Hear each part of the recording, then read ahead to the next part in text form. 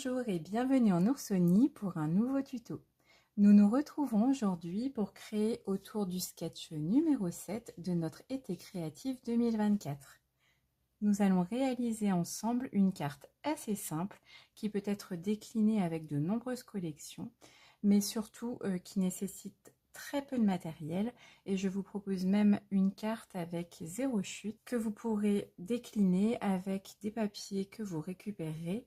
Donc ça en fait vraiment un modèle idéal pour être emporté et fait hors de la maison. Pour réaliser le modèle d'aujourd'hui, nous allons avoir besoin de papier cartonné uni que j'ai choisi en explosion 2B, d'une feuille en 6 pouces par 6 pouces que j'ai choisi dans la collection Plein de vie, ainsi que de l'encre assortie en explosion 2B pour ma part, mais évidemment vous pouvez assortir avec n'importe quelle couleur. J'ai également utilisé la collection Surprise en fait. Je vais utiliser le sentiment tout plein d'amour ainsi que le petit tampon fleur pour terminer les chutes. Si vous n'avez pas de collection sous la main et que vous êtes en vacances, n'hésitez pas à écrire le sentiment à la main ou même à découper des mots dans des magazines ou des petites revues de vacances. Comme le modèle est assez simple, je vais en profiter pour vous montrer quelques astuces et je vous ferai découvrir toutes les déclinaisons que j'ai réalisées jusqu'à présent en fin de vidéo. Pour commencer notre carte, nous allons prendre le papier uni, donc explosion 2B, que je coupe à 21 par 14,5 comme les bases précédentes. Je le plie en deux à 10,5 et je marque le pli avec mon plioir. Je mets ma base de côté pour le moment et je vais pouvoir reprendre mon papier plein de vie. Donc c'est une collection que je vous ai proposée pour un autre tuto. C'est une collection très colorée qui inspire un petit peu les nuanciers quand on fait de la peinture. Je trouve cette collection vraiment très réussie, encore plus belle que dans le catalogue. C'est souvent un peu la réflexion que l'on se fait avec les papiers imprimés. Et l'avantage également, c'est qu'elle est faite avec de très nombreuses couleurs du catalogue. Donc ça permet vraiment d'adapter à tous les goûts et à toutes les occasions. C'est un coup de cœur qui a été vraiment confirmé par l'achat. Donc, il me faut une feuille en 6 par 6. Évidemment, si vous n'avez pas le format prédéfini, vous pouvez couper le papier choisi en 6 pouces par 6 pouces. Et comme ça, vous aurez exactement la même base que moi pour réaliser la carte. Alors la spécificité en revanche, c'est que moi je vais utiliser vraiment le recto verso pour le tuto. Donc si vous n'avez pas un joli papier imprimé avec un recto verso qui vous convient, il faudra réadapter. Donc là je vous laisse bricoler pour obtenir le résultat qui vous conviendra. Donc je fais attention à mon verso pour pouvoir utiliser mes carrés à la fin comme je le souhaite. Donc j'en profite pour vous montrer cette astuce. Il se trouve, j'ai oublié de commander des lames pour mon coupe-papier. Donc la dernière commence quand même à s'user. Il faut dire que je ne les ménage pas. Je m'en sers tous les jours. Et pour autant, je trouve qu'elle dure assez longtemps puisque les 4 dernières que j'ai achetées, ça remonte à 1 an et demi. Donc pour faire durer un petit peu plus longtemps vos lames, vous pouvez prendre une page de magazine, une publicité, peu importe, et la mettre dans un premier temps sur le coupe-papier et ensuite vous réalisez votre coupe normalement. Et en fait, ça va éviter que le papier peluche quand la lame commence à s'user. Le papier se peluche légèrement, ça abîme un petit peu la tranche et je trouve que ça se voit. Donc pour éviter ça, il y a vraiment cette astuce. Alors c'est moins pratique de couper avec cette couche en dessous, n'empêche que ça permet de faire des jolies coupes en attendant la prochaine commande. Finalement, j'ai bien fait aussi d'attendre puisqu'il y a une livraison gratuite ce 23 juillet. Donc c'est uniquement sur 24 heures. Donc profitez-en.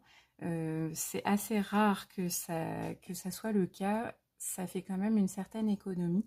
Donc si vous avez des produits dans votre panier, n'hésitez pas, c'est le bon moment. Donc moi-même, je vais préparer ma commande pour être au top le 23 et pouvoir profiter de cette offre. De plus, je voulais rappeler sur le blog sous chaque post de juillet, mais actuellement, donc jusqu'au 31 juillet, vous pouvez récolter des coupons de 6 € qui seront à dépenser au mois d'août.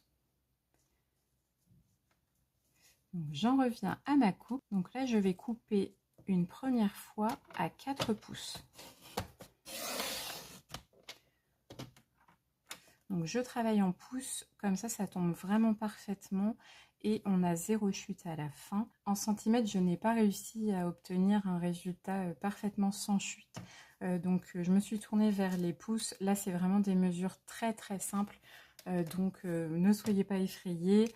Les coupes papier sont graduées en pouces et en centimètres. Donc vraiment, c'est assez simple à réaliser. Donc je récupère le grand rectangle, je l'ai coupé à 4 pouces et je vais couper la hauteur à 5 pouces et demi.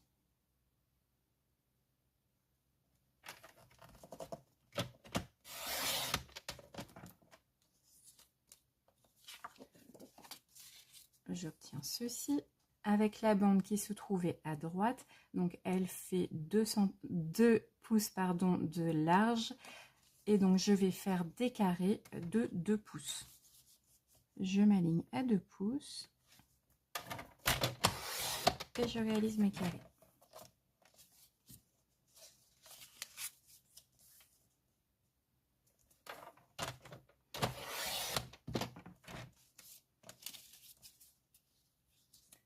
Donc, on peut voir notre sketch se former. Donc, j'ai mon fond. Et là, je vais utiliser l'envers de mon papier.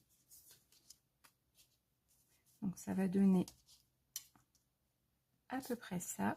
Au milieu, je vais garder la partie comme mon fond. Avec la chute, je vais réaliser mon fanion. Donc on va pouvoir le faire dès maintenant. Donc soit vous l'utilisez d'un sens, soit dans l'autre. Là, moi, je vais plutôt utiliser l'envers. Donc dans un premier temps, je vais le recouper à 2 pouces et demi. J'obtiens ainsi un rectangle de 2 pouces et demi par 0,5 pouces. Le tout petit bout, je le mets de côté pour tamponner à la fin des petits motifs. Et donc pour faire forme sur les côtés un peu en forme de fanion, je vais retourner ma bande, je prends la règle graduée en pouces. Donc comme à chaque fois, je rappelle toutes les mesures et le matériel utilisé sur l'article de blog. Vous n'avez qu'à cliquer sur le lien qui se trouve en description de la vidéo. Donc là, je marque le milieu de ma bande, donc à 1/4 de pouce, et je trace ma droite. Alors là, j'utilise un crayon à papier sans trop appuyer pour pas marquer l'envers. Je fais un repère sur cette ligne à 1/4 de pouce de chaque côté. Et c'est ce qui va m'indiquer là où je peux couper. J'obtiens ceci. Alors, si vous le souhaitez, vous tracez le petit triangle. Moi, je le réalise directement avec la paire de cils.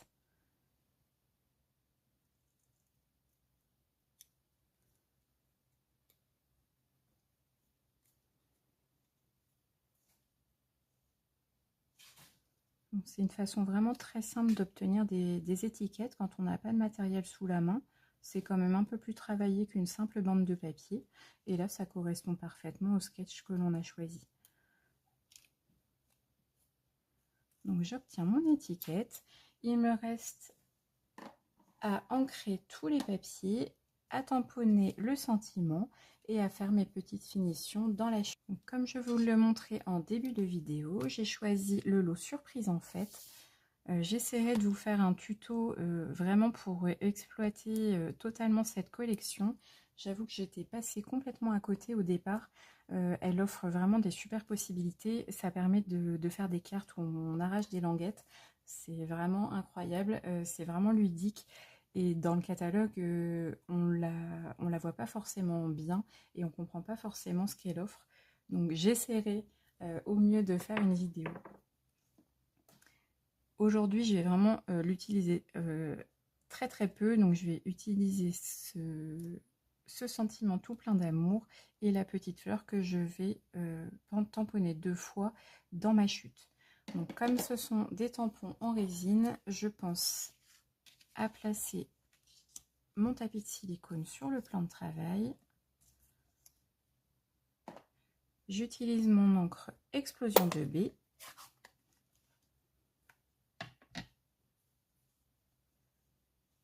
Pour gagner un petit peu de temps, j'avais déjà collé mes tampons sur les blocs acryliques.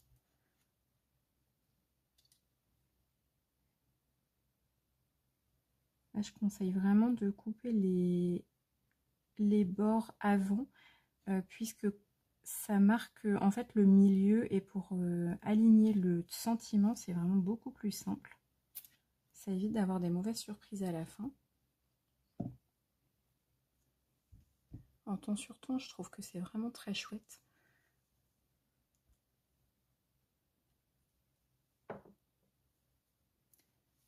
Et donc dans ma mini chute, je vais réaliser les 2 petites fleurs.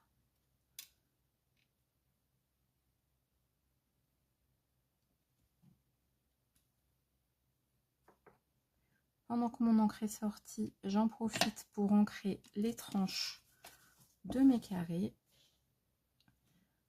Alors là, je considère que j'ai peu de matériel sous la main, donc je pose simplement mon carré directement sur le tampon encreur et ça va nous faire une jolie bordure. Si vous êtes plus à l'aise avec les doigts éponges, évidemment, utilisez-les.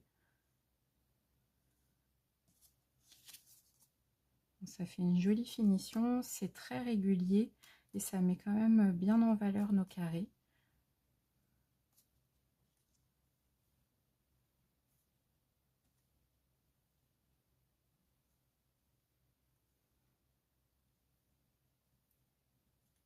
J'ai désormais tous mes éléments de prêt, donc avant de procéder au collage, je vais faire la découpe avec la mini machine de découpe et le poinçon assorti. Maintenant que tout est prêt, on va pouvoir procéder au collage. Donc là, j'ai mes 2 petites découpes. La mini chute qui reste, donc pour ma part, je vais la jeter cette fois. Et là, j'ai ancré également le fond de carte de la même manière que mes carrés. On va pouvoir reprendre la base de carte. Je colle mon fond de carte en laissant un matage régulier tout autour. Donc là, c'est vraiment très classique. Une fois que mon fond de carte est collé, je vais me faire des repères. Donc en marquant le milieu de mon fond de carte, donc à 2 pouces. Alors vraiment en faisant une marque très très légère pour pouvoir être gommé à la fin. Je trouve que c'est plus simple parce qu'on n'arrive pas forcément au milieu du motif et ça trompe un peu l'œil et on a tendance à coller un peu de travers. C'est pas évident de s'y retrouver. Donc moi je préfère noter, faire mes petites marques et ne pas me poser trop de questions au moment du collage.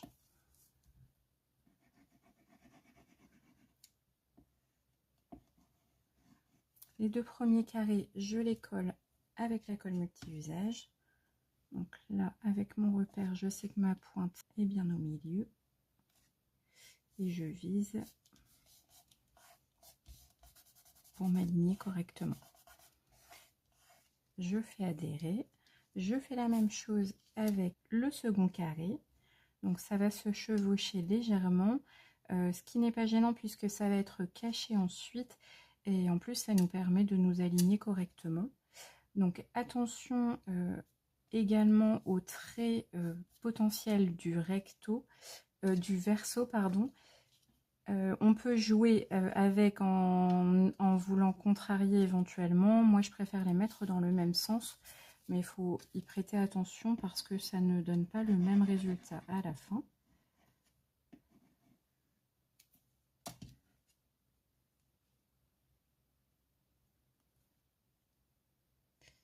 Donc là, je m'aligne sur mon petit repère et sur la pointe de mon autre carré.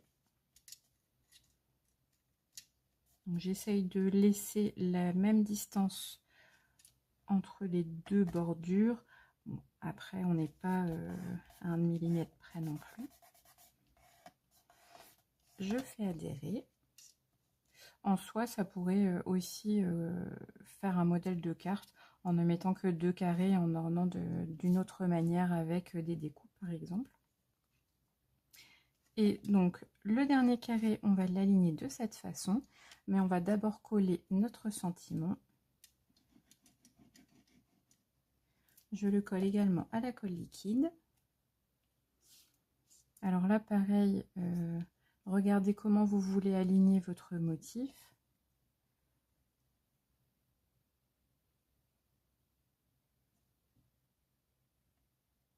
Et là, la forme nous aide également à nous aligner, puisque j'aligne cette pointe-là avec le creux de la même façon de l'autre côté, et je laisse dépasser à peu près pareil les petites pointes.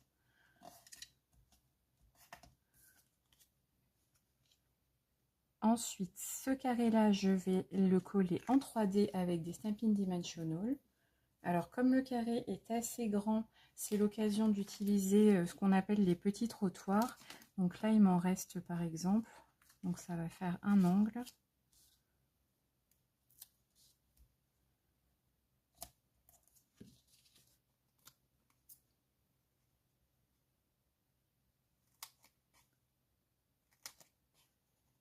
Donc, je coupe simplement des petits bouts. C'est vraiment l'occasion de les utiliser quand le motif est un peu plus grand. Évidemment, on ne les jette pas puisqu'ils font exactement la même hauteur que les dimensionals en hexagone. Et je pense en mettre un au milieu pour que ça ne s'affaisse pas. Une fois que les protections sont retirées, il me reste à aligner mon dernier carré. Donc là, j'essaie d'aligner en fait les angles, tout en laissant une distance à peu près égale en haut et en bas.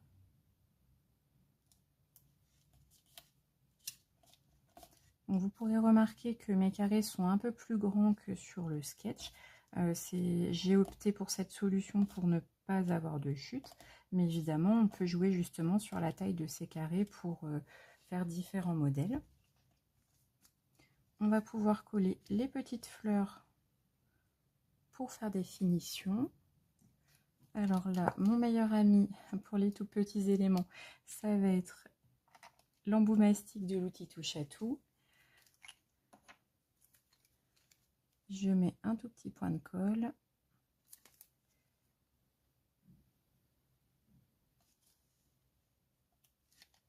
Et je les dépose.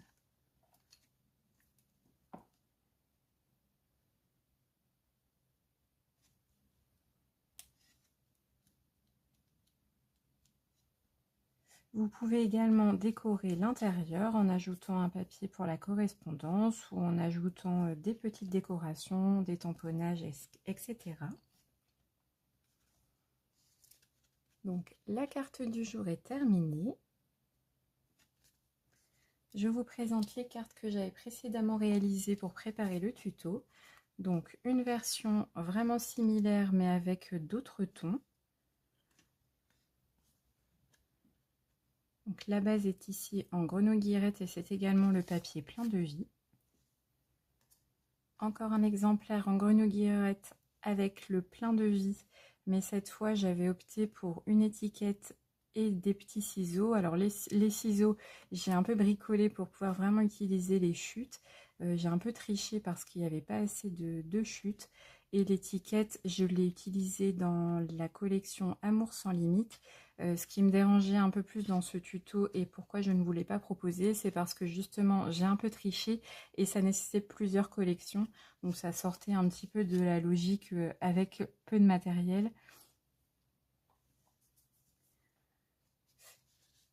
Et une autre version avec explosion de baies, toujours le papier plein de vie, donc ça permet vraiment de voir la collection un peu plus complète. Et donc là, la version est un peu plus élaborée. J'ai utilisé la collection Amour Soupli. C'était un gros coup de cœur également. Elle a été gardée dans le catalogue annuel.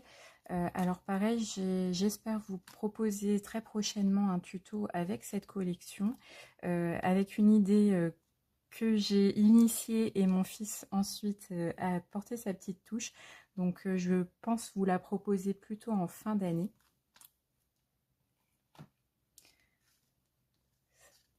Donc là, on pourrait imaginer glisser des petites étiquettes, des mini-photos, enfin vraiment s'amuser autour des mini-enveloppes.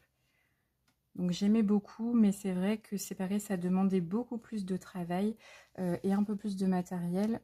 Donc j'ai plutôt opté pour un modèle un peu plus simple.